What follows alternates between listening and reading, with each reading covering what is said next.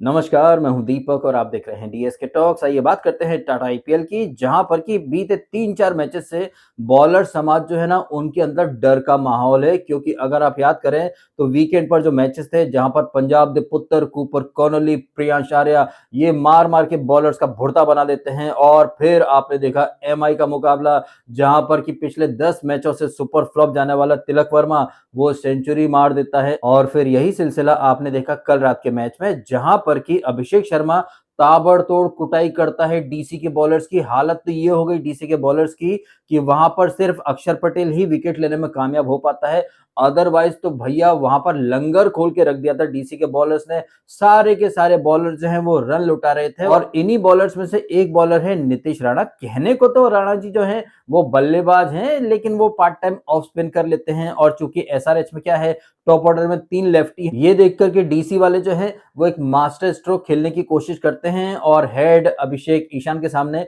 ये लोग राणा जी को लगा देते हैं। It was at this moment that he knew he fucked up.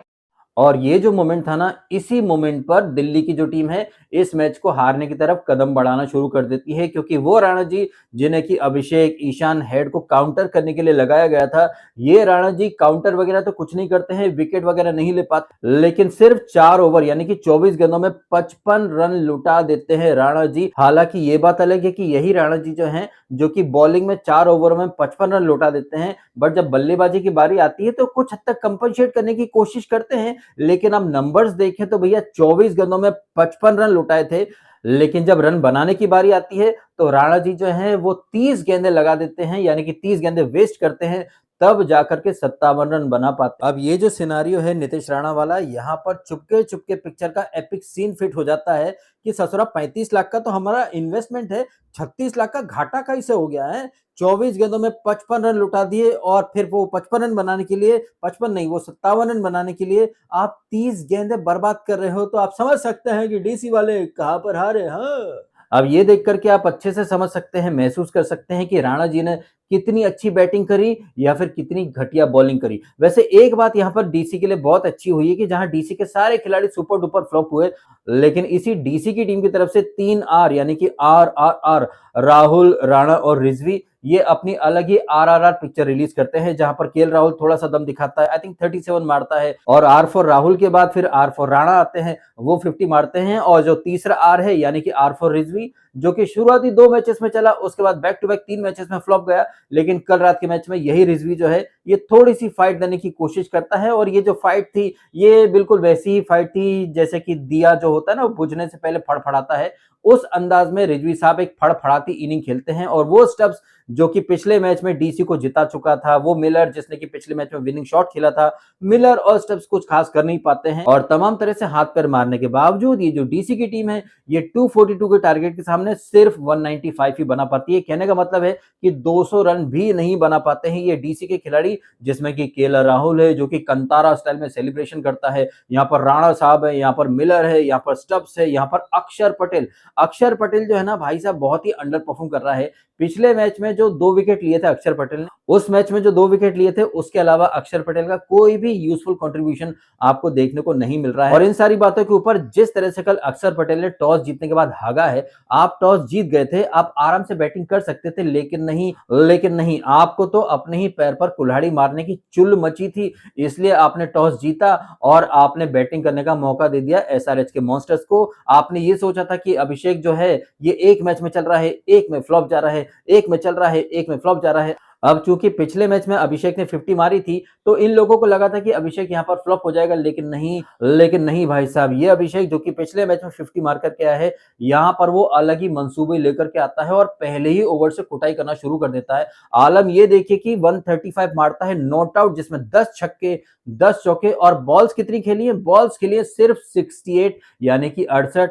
अब जहां अभिषेक जो है वो सिर्फ 68 गेंदों पर 130 135 मार जाता है, वहीं दूसरी तरफ आप देखते हैं हमारे सम्राट चोकल जो कि इतनी गेंदें लेते हैं 90 या फिर 80 रन बनाने के लिए, या फिर इतनी ही बॉलें खेलता है गुल्लू बॉय एक सेंचुरी बनाने के लिए या फिर 90 रन बनाने के लिए। वहीं आप अभिषेक को देख रहे हैं क्या कंबल कुटाई करी भाई साहब। और इन सारी बातों के ऊपर उसका जो सेलिब्रेशन था, और देखा जाए तो अभिषेक से बढ़िया सेलिब्रेशन तो अभिषेक के पप्पा जी यानी कि राजू साहब, राजकुमार शर्मा कर रहे थे। क्या जबरदस्त तरीके से उनकी एनर्जी, उनका एंथुसियाज्म, उनका सेलिब्रेशन देखते ही बनता था। और इन सब के ऊपर वो हैदराबाद की मालकिन काव्या, उनकी तो खुशी का ठिकाना ही नहीं था, क्योंकि वो समझ चुकी थी कि अभिषेक ने मेक श्योर कर लिया है कि ये जो मैच है ये हम फर्स्ट इनिंग में ही जीतने वाले हैं। और देखा जाए तो काव्या मारान की जो सोच थी ये एकदम ही सटीक साबित होती है, क्योंकि 242 का टारगेट जो है ये डीसी वालों की रेंज से बहुत ज्यादा था, और वो भी तब जबकि एंड में एसआरएच वाले कुछ खास कर नहीं पाए थे। जिस तरह से ईशान किशन और हेड कुछ डिलीवर नहीं कर पाए, ये तो ठीक है कि अभिषेक नॉट आउट रहा और कलासन ने एंड में थोड़ी सी हिटिंग कर दी। अदरवाइज जिस अंदाज में अभिषेक खेल रहा था, अगर उसे थोड़ा सपोर्ट ईशान और हेड से मिलता तो क्या पता ये लोग 270 280 बनाते, बट 242 भी मोर देन इनफ ही साबित हुआ है जी। खैर अब कल के मैच से आगे बढ़ते हैं और बात करते हैं आज जो मुकाबला होने वाला है लखनऊ में, जहां पर आरआर और एलएसजी की टीमें भिड़ने वाली हैं। एलएसजी की टीम जिसमें कोई खिलाड़ी दमदार हो ना हो, लेकिन उसमें गज है, उसमें गरुड़ है, उसमें गोयनका है। अब गज गरुड़ गोयनका वाली ये जो टीम है ये पिछले मैच में पंजाब से पिल करके आ रही है। वैसे पिल करके तो आरआर की टीम भी आ रही है, जो कि संडे को केकेआर से भिड़ी थी, जहां पर कि पूरे मैच में आरआर का पलड़ा भारी था। लेकिन फिर आपने देखा कैसे जड्डू की बॉल पर नांद्रे बर्गर जो है वो रिंकू का कैच ड्रॉप कर देता है। बाद में वही रिंकू जो है वो केकेआर को इस सीजन की पहली जीत दिला देता है। और उसी केकेआर से पिल करके आने वाली टीम यानी कि आरआर, जो कि शुरुआती 3-4 मैचेस में बहुत अच्छा परफॉर्म कर रही थी, लेकिन इस टीम का जो कैप्टन है रियान पराग, वो नेक्स्ट लेवल का नूबड़ा खिलाड़ी है। ना उससे बैटिंग हो रही है, ना उससे कैप्टनसी हो रही है। अब देखते हैं आज शाम के मैच में यही नूबड़ा आरपी यानी कि रियान पराग दूसरे आरपी यानी कि ऋषभ पंत की टीम के सामने कुछ जलवा दिखा पाता है या नहीं दिखा पाता है। बाकी अगर हम बात करें आज के मैच में कौन सी टीम जीत सकती है, किसका पलड़ा भारी होगा,